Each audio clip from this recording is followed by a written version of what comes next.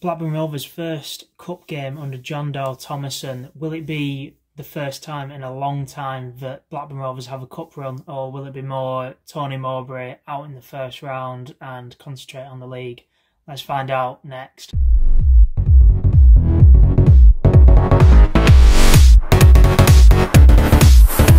Blackburn Rovers are playing Hartlepool United at home Wednesday night under the lights. Here are the two managers of both sides. Obviously, for those who are joining us who are Hartlepool fans, John Dale Thomason, appointed 2 days earlier than your manager Paul Hartley. I know Tony Mowbray was obviously linked with the Hartlepool job, and it's not been a great run of form for Hartlepool at all, even after his takeover. The teams obviously played each other during pre-season, that ended in a Rovers win. So maybe we have more of that to come, hopefully, from a Rovers standpoint. But yeah, John Dale Thomason has made a great first impression during pre-season, and also has got off to a great start in the league, 2 wins from 2 and top of the league. Who are the most valuable players for both teams? Obviously, it'll be no surprise to most people, our most valuable players, obviously Ben Brereton Diaz. Comes in with a value of £14.4 million. Likely not to feature in this game. Will more than likely be a second string 11, you would think, but could maybe feature off the bench if we're in desperate need of a goal and we are wanting to progress in the cup. For Hartlepool, it's Jack Hamilton, who is valued at £293,000. Can't say I know much about him, but seems a young player, 22 years of age, and let us know, Hartlepool fans, is he going to feature and is he going to do anything against us, you reckon? Here are the kind of just a comparison, really, of the difference between the two sides. And obviously, if Rovers were to bow out in the first round, like we saw so many times under Tony Mowbray, how embarrassing it could really look. Obviously, last season, we put out a full strength 11 really against Morecambe and still managed to lose at home 2-1. So, you know, anything can happen in the cup. And I mean, those were Tony Mowbray days. We're going to have to see how John Dale Thomason takes the cup. Maybe he has no intentions of progressing, but I guess we'll see on Wednesday. But yeah, as you can see, the total market value, 37 million compared to Hartlepool's nearly 2 million. And similar ages in between the two squads, and yeah, as you can see, it's just a vast difference, really. This is from Bet365. So we go into this game with 75% form compared to Hartlepool's 25% form.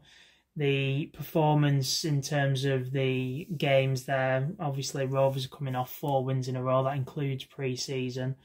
Whereas Hartlepool are coming off a really rough run of form, it seems like. And, you know, obviously they'll be coming to Ewood with fire in their belly, I would have thought. Obviously, you know, coming to Ewood, quite a small side, really. They're like their cup final, I guess you could say. They'll obviously come being the underdogs and wanting to turn us over. It would be very typical Rovers to end what has been a really bad run of form for them. Apparently, they haven't won in their last 15 games, and also haven't won in their last of 5 away games either. So it would be very typical Blackburn to end that run of form, wouldn't it? But we haven't lost in our last 5 games either, since we lost to Aki Stanley's in that weird pre-season 60-minute game. So I don't think you can go off that too much for, really. So this is Blackburn Rovers' first team squad. Obviously from this lineup, it probably will be the more fringe players you would think who'd be playing on Wednesday night. I'd rather see that, to be honest. I'd rather see the players who have a point to prove, who've got the fire in their belly to go out there and give everything for the shirt on Wednesday night and prove to JDT, a new head coach who doesn't have maybe probably the strongest perception on players, I guess, or the strongest kind of biases towards certain players, like obviously Mowbray did towards his tenure. where you could probably guess the team each week, really, with Mowbray, whereas a lot of these players will still have points to prove and could quite easily sway JDT into earning a first-team call-up if they prove themselves in this game against Hartlepool. This is going off our form from each player. Lewis Travis tops the charts there with Diaz, but as I said, you can probably maybe expect one or two of the players who are on your screen at the minute to play on Wednesday. I wouldn't guess any more than that personally. As you can see, this is from Sky. Lewis Travis currently leading the goal charts somehow. I'm not sure how he's managing that. He's a player who never really scores for Rovers, but has started this season electric, and fair play to him. And Sam Gallagher and John Buckley also with yellow cards. This is our fixtures after Hartlepool United. We'll be facing West Brom on the Sky on Sunday. So we've got that one to look forward to. They're obviously playing West Brom on Monday night against Watford. So, and I presume they'll obviously be playing in the League Cup. More than likely on Thursday, I would have thought. So it does give us a bit of extra rest on West Brom, which I didn't realise was the case, but take every advantage you can get, really. So that could be the difference maker, hopefully, on Sunday, going into that game, which should be a really tight affair against a very good side. Then after that, we've got a long away trip to Reading, which I would like to think we'd go and win. But, it's a long old trip down to Reading, and we didn't manage to turn them over last season under Paul Ince either. Then the shortest trip, I guess, to Sheffield to play Sheffield United. Another away day last season, which we lost, and we lost in the last minute. I was there, was absolutely gutting, so it'd be good to do the business over there, man. Reda Kadra after he missed that penalty. Then back in action at home against Stoke, which I suspect to be another tight affair. And then Blackpool away, which, as much as on paper and with their manager, you'd think we'd go to Blackpool and do the business. With it being somewhat of a rivalry, you never know. Obviously, another away day, which we didn't win last season and we ended up losing. So, yeah, all three of those away days coming up, we actually lost last season. What isn't great viewing, I guess. And then, obviously, we're coming back off two great results, really. A nice, comfortable win against QPR at home. They didn't register a shot on target against us. And then, obviously, going to Swansea's backyard and absolutely walloping them 3-0. Wasn't the most convincing of performances, I guess, but our game plan worked perfectly. And, yeah, was brilliant, as JDT would say. So this is the lineup I've gone for Hartlepool United on Wednesday night. I've gone with pairs in between the sticks. Could quite easily be Kaminsky if JDT doesn't want to give pairs a run out. But, I mean, for the Cup, usually managers do just give the second string keeper the nod. I've gone with JRC at right back. I think it'd be good to give him a run out. He looked better in pre-season when I saw him at Celtic, for example. I think he's obviously got a point to prove. I've had to put Wharton in there just simply because Carter and Barnes are both injured. I also would have put Carter in there or Barnes if either of them were fit. But due to the circumstances of the team, I've had to put Wharton in there, who would be the left of this two. I've then got young Ashley Phillips, who I think it'd be great to be able to watch him have a game. I think obviously a lot of fans are excited to see more of him, and this is why I'm wanting this second string 11, just to see what these players are all about. For the first time in a long time, I'm actually quite invested in these young players and, yeah, really getting to have a look at them. Then got Tayo Edun at left back. Brilliant goal line clearance against Swansea, and I think it'd be good to let him have a run out. Pickering's not been too convincing to me, despite, obviously looking before at his form. I think he was the third best player in those charts, but I think Edun could be knocking on the door somewhat, especially after really keeping us in the game against Swansea. That goal goes in, it's 2-1 to Swansea, and then that game could look totally different. I've then gone with Travis in midfield, just simply because we don't really have another holding midfielder in the squad as of yet.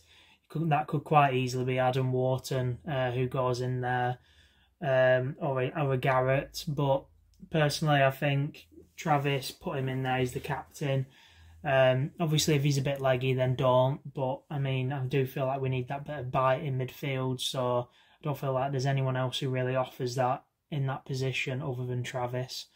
Then gone with Morton next to him, who is the Buckley-esque kind of player. He should slot in there quite easily, I would have thought, and just give him a run out against a side that he should thrive against, you would like to think. I've then gone with Malconde and Dolan on the wings, two players. Well, Malconde is obviously yet to feature yet in the league, so this could be a really good opportunity for him. But Dolan, he's only really had little cameos towards the end of games, so another really good opportunity for him as well to get a run out and potentially get a goal or two and prove to JDT if Brereton was to go, he deserves to be getting into that starting lineup. I've then gone with Dak in the number 10 role, a player who's not appeared yet either for Rovers, and I would be very shocked if he didn't appear and start against Hartlepool. I think obviously, it'd be great to see Dak, and if he was starting, I would expect him to bag. I'd be shocked if he didn't. And then Jack Vale. It'd be a good opportunity for Vale to register some more senior goals for the club. Obviously, he's had a great pre-season, but against QPR at home did look a bit out of his depth. So it'd be good for him just to get some more professional minutes under his belt in the cup, and hopefully he can bag one or two. So, as you can see, these are where our 4 goals have come from as of the time of recording. 2 from set pieces, 1 from open play and 1 from counter-attack. I'm not really sure how they've managed to get 2 from set pieces, but, we'll let that slide. In terms of our attacking, 38% comes down the left-hand side and 43% comes down the right-hand side. We definitely do play through those wings, and then 20% down the middle, which I'm surprised at. I would have thought Ben's side, being the left side, would be more heavily attacked down, but clearly not. In terms of our action zones, 32% is in our own third, 43% is in the middle third, and 25% is in the opposition third. Obviously, that is in the Championship, so you would expect this to be quite a different game, with us probably controlling the ball, and Hartlepool probably coming and sitting back and trying to do us on the counter like we tried to do to Swansea. It is going to be interesting really to see if we can manage that and manage to actually beat a team when we're given the ball and expected to come and play. That is something we really struggled under with Mowbray. We saw that during the COVID season. We could not break teams down at all if they came and sat back. If we had 60% of the ball or higher, we usually couldn't score. We just could not break a team down for the life of us. My mind goes back to Swansea away last season. How radically different that game was, where they went 1-0 up very early and then just sat back and sat in and played perfectly and got the 1-0, but we could just not break them down at all. I think Giles put in like something ridiculous. I can't remember how many crosses, but so many crosses, and we just couldn't do anything. It was embarrassing, but that is something hopefully JDT has taught them how to do, I'm praying, because we'll definitely be facing that at least a couple of times this season against your Rotherhams, who will be coming to Ewood and looking to sit in for a draw. In terms of our shot directions, 29% from the left, 36% from the right, and 36% down the middle. And the shot zones, none in the Bradley Dack areas, Dirk likes to call it, but I would hope after this game maybe Bradley Dack does have at least 1 or 2 chances in that 6-yard box. 57% in the 18-yard box and 43% outside of the box from like Lewis Travis's screamer against QPR. This is Hartlepool's first team squad. Can't say I know much about them at all, so we'll just move on. And here are their players who are most in form at the minute. apparently their goalkeeper, nor one of their recent fixtures did end in a 0-0. So maybe he is a decent keeper at their level who kept him in that game, judging by the form. And they're yet to register a goal and have more than a few yellow cards as well to boot. But yeah, if they were to register their first goal against Rovers, it wouldn't look too good. Let's just put it that way. This is their fixtures coming up. They've got Northampton Town, then followed by Tranmere Rovers at home, Bradford City at home, which I'm sure will be a tough game. A 1 o'clock kickoff, that one, so could be on Sky potentially. Then Leyton Orient away, and then Hartlepool versus Harrogate Town in the Papa John's Trophy. A trophy which I'm happy we're no longer in after our League One promotion. I did go to one of those games and it was embarrassing against Stoke under-21s. 2,500 on the day, I believe. Here are Hartlepool's recent results, getting a 0-0 against Wimbledon at home and then getting absolutely spanked 4-0 by Walsall away. And like I mentioned before, last 5 away games they have lost them all, I believe. So this is what Dirk's chucked together for their potential starting 11. I think me and him were both clueless as to what this could look like, but got Killip in between the sticks, Murray, Lacey and Menezes in your back three. Then with Ferguson, Niang, Featherstone and Sterry in the middle. Cook at the number 10 role and Umera and Hasty up front. It's not often you see a 2 up front in the Championship, so it could be something, maybe if it was to be Phillips and Wharton, they could struggle with. So hopefully they're prepared for that, if that is the case. Because like I mentioned, you really don't see it too much anymore, do you? In terms of, obviously, Hartlepool's goals, yet to register one, so we can't have any talk there, really. But in terms of their attacking, 36% down the left, 35% down the right, and 30% down the middle, quite even. In terms of their action zones, 34% in their own third, 38% in the middle third, and 28% in the opposition third. Then, in terms of their shot directions, 25% down the left, 19% down the right, and then 56% down the middle, which is quite a lot. So it does seem that they're going to be quite narrow, potentially, or maybe they like to whip the ball in and then obviously have shots coming from the middle rather than those high forwards like we have with Diaz and Hedges, who obviously drift in from the left and the right and take shots on, whereas it may be a more traditional kind of formation really with them. And then in terms of their shot zones, they've actually registered 13% in the 6-yard box, 44% in the 18-yard box and 44% outside of the box. To say they've 13% of their shots have come inside the 6-yard box and not to register a goal is quite scary really. I'm not sure how they've managed that. And here are the other fixtures in the League Cup that are coming up. Cambridge United already beat Millwall 1-0. And there's obviously all the other fixtures there. Morecambe vs Stoke City. That should be a good little game. Hopefully they can beat Stoke like they beat us last season. Huddersfield v Preston. Double championship header there. Blackpool versus Barrow. Should be an interesting little game. And Charlton versus QPR. I mean, that is going to be a game for bragging rights, definitely. Aki Stanley versus Tranmere, not too far for the Wolves coming over the water to travel to there.